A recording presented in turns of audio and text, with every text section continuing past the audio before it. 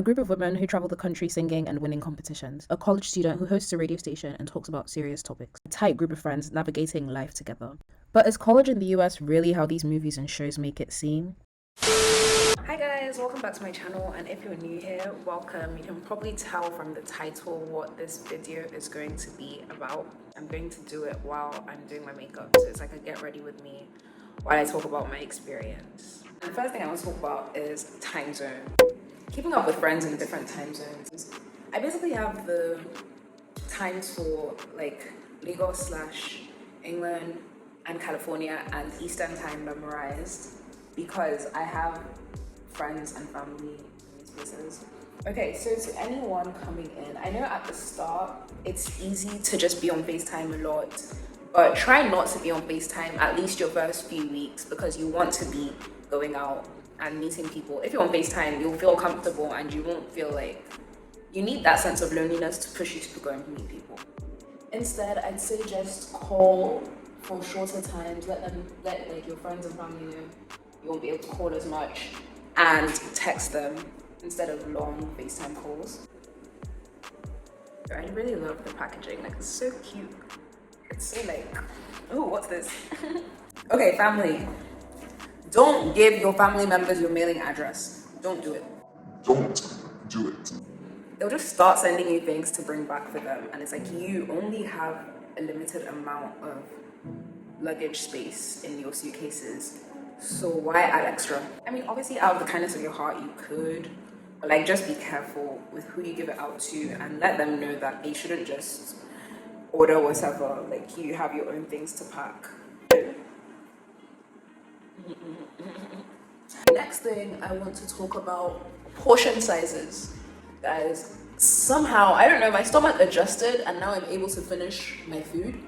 But when I came, like, bro, you get a meal and you're getting two, which is, I mean, win-win. Like, just always take a takeout box and take it home, put it in your fridge. That took a little bit of getting used to. Language barriers. Not really language, it's like, I speak English. But, like, conversion, like certain things, kilograms to pounds, kilometers to miles, Celsius. Oh my gosh, the worst one is Celsius and Fahrenheit. Because why are these people burning? Why are you nearly at 100? What's it's 90 something degrees? Like what? Why are you boiling?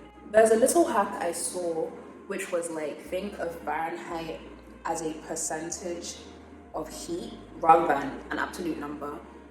Instead of like, because I don't know the conversion, and I don't think I'll ever know the conversion. I feel like 100 would be unbearable.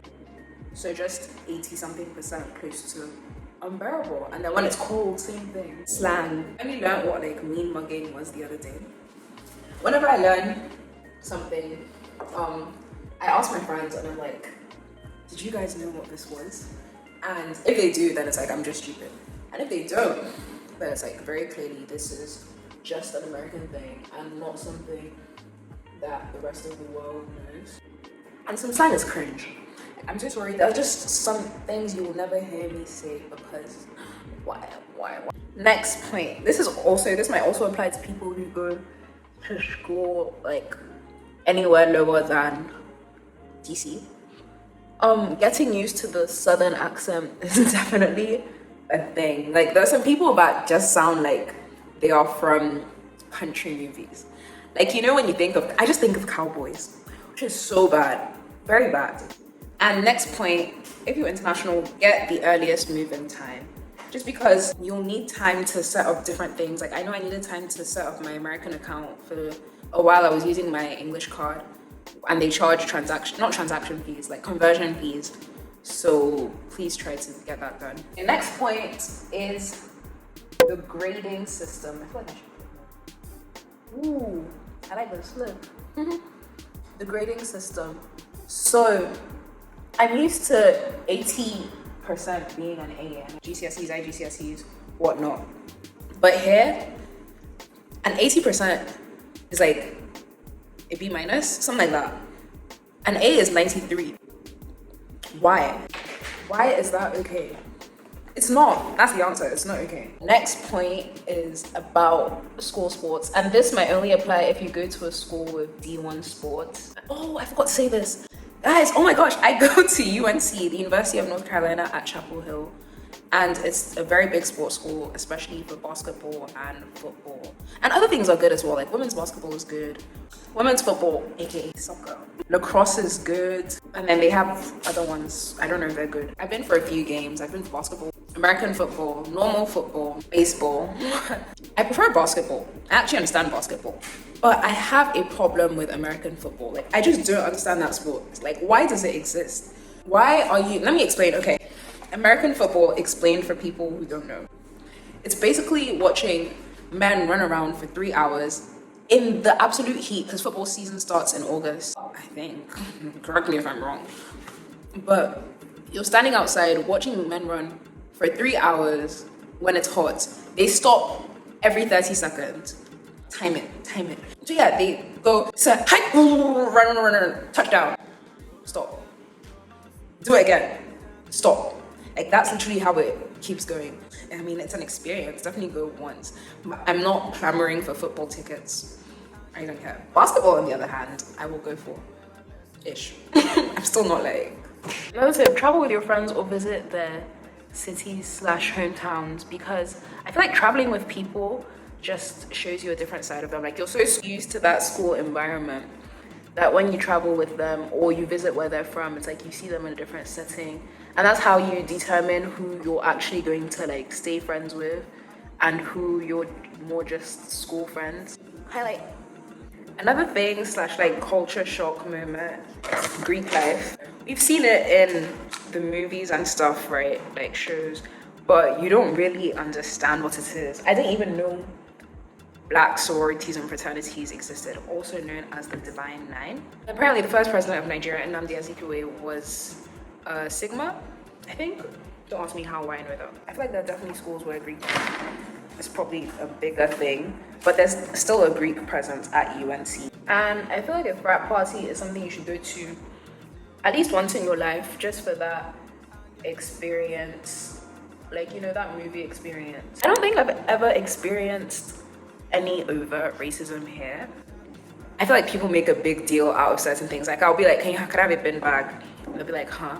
And it's like, tomato, you definitely know what I'm talking about. But because I didn't say a trash bag, it's a big thing. Oh, I haven't changed my spellings. I don't plan on changing my spellings. Teachers still give me good grades regardless. So why would I? Like color, yes, it still has the U. Realize, still has the S. So UNC is a state university, which basically means public university. And so because of that, they prioritize students from this state. So students from the state of North Carolina. Same with any state school in any state. So if you're international and you're looking to get scholarships / financial aid, yes, there will be some, but there will definitely be more at private schools just because they're not government funded, so they don't have that obligation to have state students. UNC, they have to have a certain percentage of students from this state, and so because of that, they would more freely give out scholarships to people from this state to encourage them to come here than to people not from this state, and even less to people not from this country. Cognitive dissonance in terms of your, I don't know if to call it identities, but like your cultures / the different places you've lived. So this is the 4th country I'm living in, so I'm kind of used to it, but also university is a totally different, I don't know, it's just so different. It just feels more intense. Something I forgot to mention is having everyone assume you're rich because you're international. And I don't know what it is. Like, obviously being rich is subjective and things like that. But I feel like there's like an increased, it's not just, oh, you have money. It's like, oh, you're rich. I'm like, what are you talking about? It will just be like subtle things that are said, and it's just like, you don't know me like that. Like, you don't know me. What are you saying? And another point I forgot, it definitely fits that movie show stereotype. I mean, smaller universities are probably not like this, but it's like a big campus. There are loads of people. When it's sunny, you really do get people sitting on like the grass, like as if they're in some brochure or something. But yeah, you just have the big friend groups, little picnics, like all those things. I think even the like organizations, like the Black Student Movement, it's definitely like it's giving Greenwich or dear, what's that one? Dear white people. It definitely fits the American college stereotype. Okay, so the last point, and I saved this point for last because I feel like it's one of the most important, if not the most important, but imposter syndrome. It's definitely real. I mean, everyone goes through it, but I feel like life and like society, you already have to kind of go the extra mile as a woman. And then in the US, you have to go the extra mile, well, not just the US, but like you have to go the extra mile as a Black woman. And then you have to go even further as an international student. You will have to take extra time to search for scholarship opportunities or search for certain internships, but they are out there. It's like loads of scholarships, loads of internships are only open to US citizens, which is also really annoying because it definitely limits your choice, even if you're qualified for the role or qualified for a certain scholarship. And so you're doing all these things and you probably have like limited choice and you're like, what am I doing? Like, can I really do this? Like, there's nothing for me, you know? It definitely, I relate. If you've ever felt like that, I feel you. It can feel like, oh, you're not doing enough. But give yourself credit. If anything, you're doing more because you've come to a new country on your own. You're figuring stuff out as you go, quite literally. Like, I figured out what copay is for insurance the other day. Crazy. You might have like feelings of homesickness. You still have normal like class, normal student stuff, class friends, organizations, things like that. And then you're still trying to like do all of this when the odds are against you. You're doing it, bro. And this is from me too. Like, you're doing it. You're doing it, bro. So yeah, keep going. I'm proud of you. Well done. Hi, my name is Jessica, and you're watching my YouTube channel.